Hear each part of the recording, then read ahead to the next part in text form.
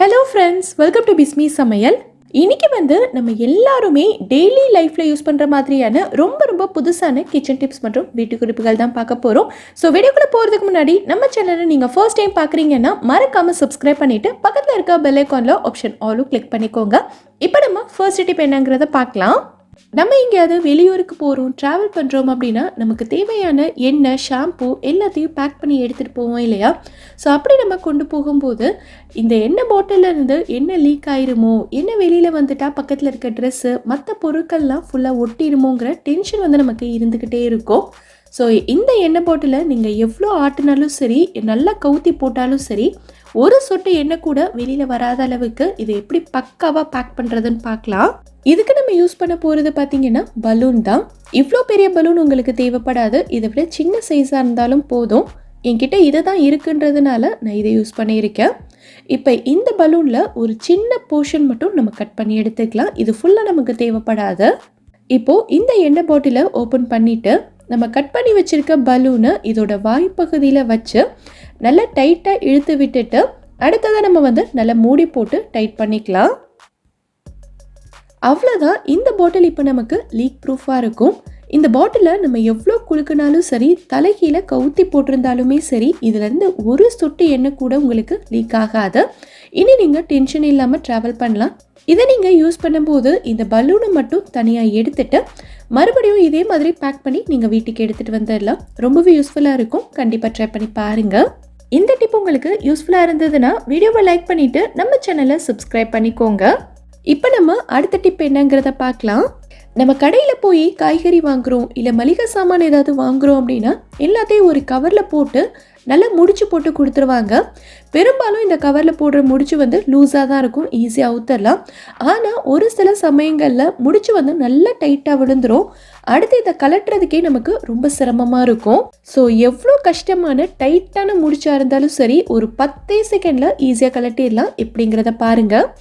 இப்போ இந்த கவரோட மீதி இருக்கிற பக்கத்தை நல்லா சுருட்டி விடுங்க. எந்த அளவுக்கு டைட்டாக ஒல்லியாக சுற்ற முடியுமோ அவ்வளோ ஒல்லியாக சுற்றிட்டு இதை முடிச்சு இருக்கிற சைடில் நல்லா உள்பக்கமாக தள்ளி விடுங்க. இது நல்ல ஒல்லியாகவும் ஸ்டிஃபாகவும் இருக்கிறதுனால டக்குன்னு உள்ளே போயிடும். ஸோ முடிச்சும் பார்த்திங்கன்னா நமக்கு ஈஸியாக கலண்டுரும். எவ்வளோ டைட்டான முடிச்சாக இருந்தாலும் சரி, இந்த மெத்தடில் நீங்கள் கலட்டும் போது ஈஸியாக வந்துடும். ஒரு கவர் தானே, இதை டக்குன்னு கிழிச்சே எடுத்துடலாமே நீங்கள் நினைக்கலாம். ஆனால் இந்த மாதிரி கவரெல்லாம் இருந்ததுன்னா குப்பை போடுறதுக்கு, மறுபடியும் நம்ம ரீயூஸ் பண்ணுறதுக்கெல்லாம் ஹெல்ப்ஃபுல்லாக இருக்கும். ஸோ ட்ரை பண்ணி பாருங்கள். இப்போ நம்ம அடுத்த டிப் என்னங்கிறத பார்க்கலாம். நம்ம குட்டீஸ்க்கெல்லாம் பார்த்தீங்கன்னா ஒவ்வொரு ட்ரெஸ்ஸுக்கும் மேட்ச் ஆகிற மாதிரி கலராக நிறைய வளையல் வாங்கி வச்சுருப்போம் இல்லையா? இந்த வளையெல்லாம் பார்த்தீங்கன்னா கொஞ்சம் நாளையிலே சின்னதாயிரும். ஏன்னா குட்டீஸ் எல்லாம் டக்குன்னு வளர்ந்துடுறாங்க இல்லையா? ஸோ அப்படி கொஞ்சம் சின்னதான வளையலை நம்ம கையில் போட்டோம் அப்படின்னாலே ரொம்ப டைட்டாக இருக்கும், உள்ளே போகாது, கை எல்லாமே ரொம்ப ஸ்க்ராட்ச் ஆகும். ஸோ இப்படி இருக்கிற வளையலை டக்குன்னு ரொம்ப ஈஸியாக கொஞ்சம் கூட வலிக்காமல் எப்படி போடுறதுன்னு பார்க்கலாம். இதுக்கு நம்ம யூஸ் பண்ண போகிறது பார்த்திங்கன்னா வேஸ்லின் தான்.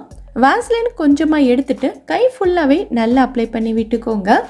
பெரும்பாலும் பார்த்திங்கன்னா இந்த பெருவிரல் பக்கத்தில் இருக்கிற இடம், சுண்டு விரல் பக்கத்தில் இருக்கிற இடம் தான் நிறைய ஸ்க்ராட்ச் ஆகும். ஸோ அந்த இடத்துல கொஞ்சம் நிறையவே அப்ளை பண்ணிக்கலாம்.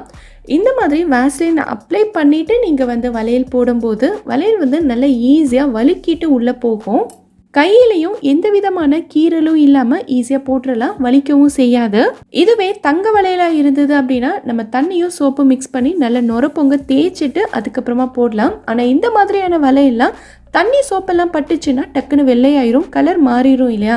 ஸோ அப்போ இந்த வேஸ்லின் நீங்கள் யூஸ் பண்ணிக்கலாம். ரொம்பவே யூஸ்ஃபுல்லாக இருக்கும். ஸோ ட்ரை பண்ணி பாருங்கள். இப்போ நம்ம அடுத்த டிப் என்னங்கிறத பார்க்கலாம். சீக்கிரமாக கெட்டு போகக்கூடிய காய் எதுனா என்னை பொறுத்த வரைக்கும் அது வெண்டைக்கான்னு தான் நான் சொல்லுவேன். இது வாங்கிட்டு ஒரு 2-3 நாளிலே சமைச்சிடணும். இல்லைனா தண்ணி விட்டு ஒரு மாதிரி சொதன்னு ஆயிரும். ஸோ இப்படி இருக்கக்கூடிய வெண்டைக்காயை 1 வாரம் 10 நாள் வரைக்கும் நல்லா ஃப்ரெஷ்ஷாக கொஞ்சம் கூட கெட்டு போகாமல் எப்படி ஸ்டோர் பண்ணி வைக்கிறதுன்னு பார்க்கலாம். வெண்டைக்காய் வாங்கிட்டு வந்த உடனேவே இதை ஃபுல்லாக கொட்டி இதில் கொஞ்சம் கூட ஈரப்பதம் இல்லாத அளவுக்கு நல்லா காய வச்சு எடுத்துக்கலாம். அப்படி இல்லைனா ஒரு டிஷ்யூ பேப்பர் வச்சு கூட நீங்கள் ஃபுல்லாக தொடச்சி எடுத்துக்கலாம். அடுத்ததாக இந்த வெண்டைக்காயோட தலைப்பகுதியையும் காம்பு பகுதியையும் நம்ம ஃபுல்லாக கட் பண்ணி எடுத்துடணும். அப்படியே ஸ்டோர் பண்ணுறதை விட இந்த மாதிரி கட் பண்ணிவிட்டு ஸ்டோர் பண்ணும்போது இன்னும் கொஞ்ச நாளைக்கு நல்லாயிருக்கும். நல்ல ஒரு ஏர்டைட்டான டப்பா, அப்படி இல்லைனா ஒரு ஜிப்லாக் கவர் எடுத்துக்கோங்க.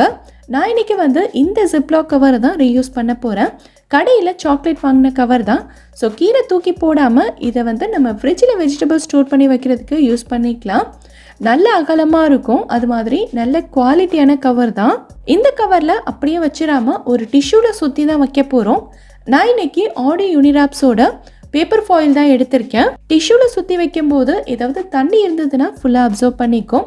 ஸோ இதை வந்து உள்ளே வச்சுட்டு உள்ளே வந்து காற்று எதுவுமே இல்லாத மாதிரி கையை வச்சு நல்லா அழுத்திட்டு அதுக்கப்புறமா நம்ம சீல் பண்ணிக்கலாம். ஸோ இந்த மாதிரி நம்ம வைக்கும்போது வெண்டைக்காய் வந்து 1 வாரத்துலேருந்து 10 நாள் வரைக்கும் நம்ம வச்ச மாதிரி நல்ல ஃப்ரெஷ்ஷாக இருக்கும். ட்ரை பண்ணி பாருங்கள். இப்போ நம்ம அடுத்த டிப் என்னங்கிறத பார்க்கலாம்.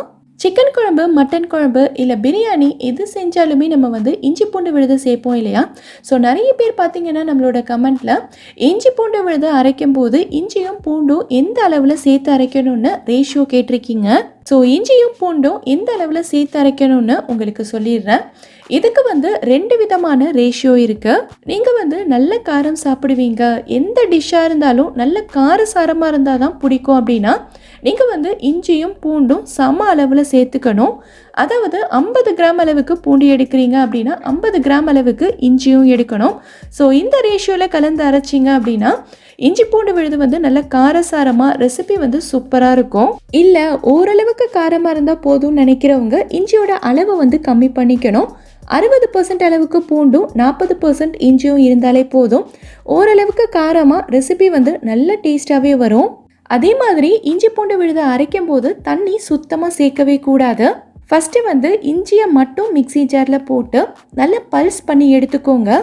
ஸோ இந்த அளவுக்கு நல்ல பொடி பொடியாக வந்ததுக்கு அப்புறமா நம்ம வந்து பூண்டு சேர்த்துக்கலாம். பூண்டு சேர்த்துட்டுமே நீங்கள் லைட்டாக பல்ஸ் கொடுத்து தான் அரைக்கணும். ஸோ ஓரளவுக்கு மேலே இது சரியாக அரைப்படாது. ஸோ இந்த டைமில் நம்ம என்ன பண்ணணும் அப்படின்னா தண்ணிக்கு பதிலாக கொஞ்சமாக எண்ணெய் சேர்த்துட்டு இது கூடவே வந்து உப்பு சேர்த்துக்கணும். நான் இன்றைக்கி வந்து சமையலுக்கு யூஸ் பண்ணுற ரீஃபைண்ட் ஆயில் தான் சேர்த்துருக்கேன். கொஞ்சமாக உப்பும் சேர்த்து அரைக்கும் போது நல்ல சூப்பராகவே அரைப்படும். ஸோ இந்த அளவுக்கு சூப்பராக அரைப்பட்டிருக்கு. ஸோ இதை வந்து 3லேருந்து 4 மாதம் வரைக்கும் நம்ம தாராளமாக ஸ்டோர் பண்ணிக்கலாம். ஏன்னா இதில் கொஞ்சம் கூட தண்ணி சேர்க்கவே இல்லை, உப்பும் எண்ணெயும் மட்டும்தான் சேர்த்துருக்கோம். நம்ம சேர்த்துருக்க உப்பும் எண்ணெயுமே இதுக்கு நல்ல ப்ரிசர்வேட்டிவாக இருக்கும். கொஞ்சம் கூட கலர் மாறாமல் ஃப்ளேவர் மாறாமல் எவ்வளோ நாள் ஆனாலும் நல்ல ஃப்ரெஷ்ஷாகவே இருக்கும். இதை வந்து நீங்கள் காற்று போகாத டப்பாவில் போட்டு ஃப்ரிட்ஜில் ஸ்டோர் பண்ணி வச்சுக்கலாம். இந்த டிப் உங்களுக்கு ரொம்பவே யூஸ்ஃபுல்லாக இருந்திருக்கும்னு நினைக்கிறேன். எல்லார் வீட்லேயுமே கண்டிப்பாக பென்சிலும் எரேசரும் இருக்கும். எவ்வளோ இருந்தாலும் சரி நமக்கு தேவைப்படும் போது தான் அது நம்ம கண்ணிலேயே படாது. என்ன தான் பென்சிலை தேடி எடுத்துட்டாலும் கூட இந்த எரேசர்லாம் ரொம்ப குட்டியாக இருக்கும்ல, ஸோ நம்ம தேடினாலும் கிடைக்காது. நம்ம ஏதாவது தப்பாக எழுதிட்டோம் டக்குன்னு அழிக்கணும் அப்படின்னா அதுக்கு நம்ம எரேசரை தான் தேடிட்டு இருக்கணுங்கிற அவசியம் கிடையாது. நம்ம வீட்டில் எப்போவுமே இருக்கும்ல ரப்பர் பேண்ட், நம்ம பாக்கெட்டுக்கெல்லாம் போட்டு கட்டுவோம்ல, ஸோ அது இருந்தாலே போதும், ஈஸியாக வேலை முடிஞ்சிடும். நான் வந்து 2 ரப்பர் பேண்ட் எடுத்திருக்கேன். இதை வந்து நம்ம பென்சில் பின்னாடி போட்டு விட்டுறலாம். எரேசர்லாம் பென்சில் கூடவே அட்டாச் ஆகிருக்கும்ல, அதே மாதிரி தான் இதுவும் இப்போ நமக்கு வந்து ஒர்க் ஆக போகுது. இதை வச்சே நம்ம வந்து அழிச்சிக்கலாம். சும்மா சொல்லக்கூடாது, நல்லா க்ளீனாகவே அழிச்சிச்சு. இதை நான் ட்ரை பண்ணும்போது கூட பேப்பர் ஃபுல்லாக கருப்பாயிருமோன்னு நினச்சிக்கிட்டே தான் பண்ணினேன். ஆனால் அந்த மாதிரி எதுவுமே ஆகாமல் நல்லா க்ளீனாக இருக்குது பாருங்கள்.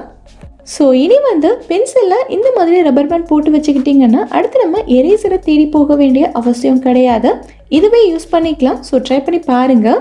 இந்த வீடியோவில் நான் சொல்லியிருக்க டிப்ஸ் எல்லாமே உங்களுக்கு ரொம்பவே யூஸ்ஃபுல்லாக இருந்திருக்கும்னு நினைக்கிறேன்.